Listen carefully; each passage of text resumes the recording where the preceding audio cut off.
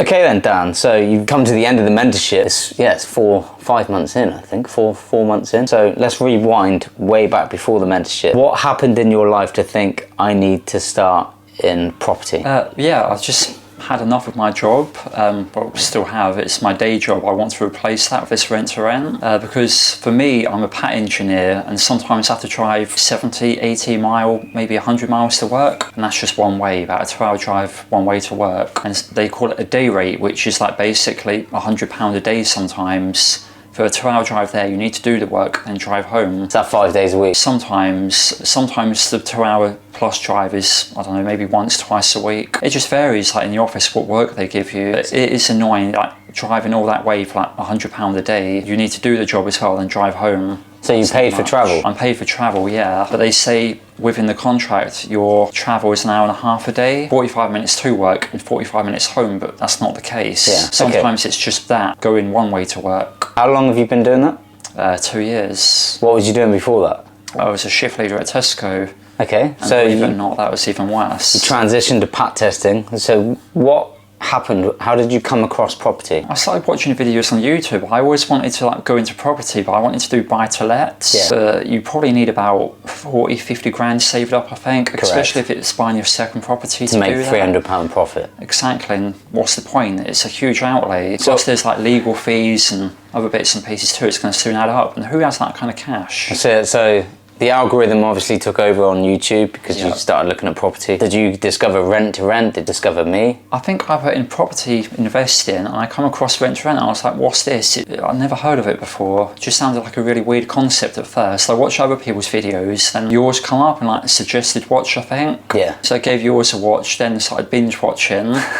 Then I made contact. I spoke to my other half, my fiance, and she was like, go for it. Got nothing to lose, so I try and... Okay, so walk us through the first 3 weeks of you starting with us. What happened? It was just like all the compliance things, like insurance, website, email template, just getting on the phone, getting that experience like phoning estate agents. Was the onboarding process like systemized? Did you move through it quickly?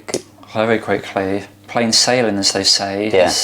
No issues at all. Was it kind of idiot proof that, you know, you've never started a limited company before and it was quite easy to follow? It is idiot proof. Anyone can do it, and if you don't know how to do something, for example, you can always reach out and ask yourself or Dan or... So how was it working with Dan with the one-to-one support? Really good. He's like on it. He replies very quickly normally, you know, within minutes. Yeah. You've got a question, you put it in the group or the one-to-one support and he'll just answer it. Yeah, you've certainly made the most out of the one-to-one support. Evidently, we're in your first rent-to-rent, right at the end of the mentorship, which is how it happened for me. You know, I completed my training, secured properties at the end, and it's exciting. It's like tick, completed it. So well done, you have completed it. It's just now the real work starts. Okay, how was the community aspect of Rise Up?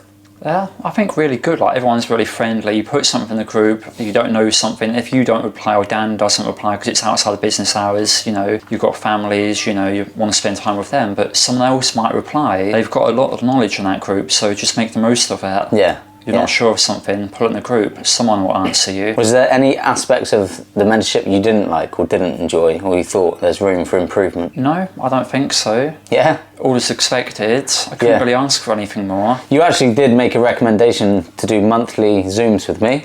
I think I did. I introduced that and you never booked a Zoom with me. I haven't, because I think you said to keep a track of like the phone calls you make. Yeah. I don't do that, to be honest. So you don't know how many phone calls you made to get to this point? Not offhand. Yeah. But if I make about 10 a day, I've been doing it for about, what, 3-4 months? So walk us through that, your output. The moment you started making phone calls, how many did you start with? I think my first day, I think it was maybe 15, 16. I just really want to get on with it. Yeah, we set the 25 phone call challenge to get you outside of your comfort zone. Yeah. You know, should see a result within those 25. So did you see a result within those first kind of 20 phone calls? I did. At first I was like an hour into the estate agent. I was like, will they accept the company? Like, are they open to it? Blah, blah, blah. Then now I just get straight to the point. When I phone estate agents, if they want to register my details, I'm like, look, I'm just going to cut to the chase. I don't want to waste your time. I'm just going to come out with it. Is the landlord open to a company let? Because that probably really winds them up. They take your details, then you ask if they're open to a company letter and they're not. You've wasted their time. Yeah, I mean, you followed the training perfectly, because that's exactly what we teach you, is don't beat around the bush, get straight to the point, don't waste their time, because they know, don't they? They just sense it. Yeah, where you're going, and they're getting frustrated. Very busy estate agent. So in the first week, did you get a viewing? I think I did actually, because I think I left you a voice note. I think I got 2 viewings on the same day, one in Luton, one in Oxford. Yeah. Had offers both accepted on both actually. So how many offers have you made to date to get to this point? I looked on Rightmove, because I see my progress on Rightmove. I think this was my 8th offer. 8th offer. I think, and the one that's gone through. Was there any moments that you thought this is never going to happen for you? I thought so, when they both fell through pretty much the same time. 2 offers accepted, both fell through at the same sort of time. Was that early on in your journey, or towards this? Quite early on. I started towards the end of November. They fell through maybe late January, early February, so about halfway through. So 8th offer to get to this point. What was your lowest moment? It's when the deals fell through. What, and you had an empty pipeline? Yeah.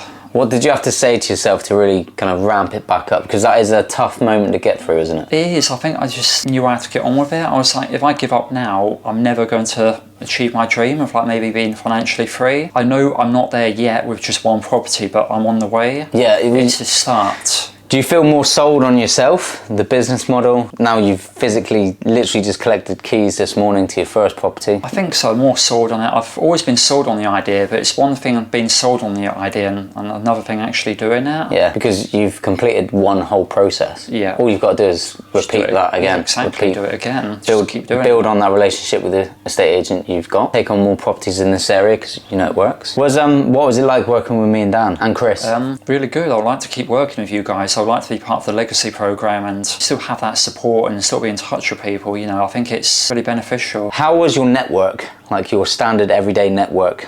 Were they supportive of when they found out you were doing this? Some individuals weren't very supportive. They're like, oh, if I was you, I wouldn't do it because it's a massive risk and it sounds like a con. They're like, why would anyone give you their property to look after so you make a profit? I'm like, well, because they're busy, they're investors, they've got loads of properties, you know, they're busy doing other things, they've got family, busy lives, they don't have the time to do it. Did that make you question why you're doing it? Pretty much. Or whether you're doing the right thing? It did make me question. I was thinking, we're not really that different from estate agents. Estate agents basically look after their properties. I think sometimes we're just taking it one step further. Yeah. Yeah. Because I can remember you putting something in the community chat about negative comments, and the whole community just bombarded you with energy, didn't they? They just hit you with energy, positive comments. So in terms of community, how was that helpful? Really good. I don't think everyone will be so supportive, but I think basically everyone answered. Yeah. In terms of what we provide as mentors, the amount of Zooms, the one-to-one support, the training school, is it too much? Is it perfect? I don't think it's too much. I think it's just right. If you want the support, it's there. Yeah. Even after hours, like sometimes yourself or Dan will reply. Yeah, we can't help that. No, exactly. We just love it. You just love doing it, and the support is great. There might be other coaches out there that wouldn't respond after business hours or maybe wouldn't help as much. Yeah. But you guys do, and I think it's perfect. What time of day was it when you found out you had this offer accepted? Early afternoon, probably about lunchtime, probably about 1ish in the afternoon. Yeah. Did you sign the contracts that day? I didn't, because the estate agent was like getting it ready. Did you have to run it through Dan? Did Dan help you check the contracts? I ran it through Dan. He was like, just send it to me, you know, just before you sign anything, because you're not used to that experience. Yeah, just to make sure. Just get someone to look it over to make sure you're not signing something you shouldn't. Yeah. Yeah, okay. So perfect. Any advice to anybody watching if they're thinking about getting mentorship with us? Get on with it. You know, you've got nothing to lose by taking the chance. You don't want to get to like being 60, 70, 80 years old, because then it's too late to make that change. Do it now whilst you still can. Awesome. No, I appreciate it, dude. Thank you so much. It's been a pleasure to work with. So yeah, this has been Dan's story, guys.